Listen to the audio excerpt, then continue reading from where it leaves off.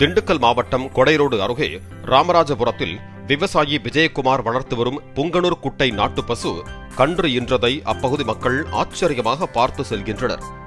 ஆந்திர மாநிலம் புங்கனூரை பூர்வீகமாக கொண்ட 4 அடி உயரம் மட்டுமே உள்ள இப்பசுக்கள் சுமார் 1.5 லட்சம் முதல் 15 லட்சம் ரூபாய் வரை விற்பனையாகின்றன.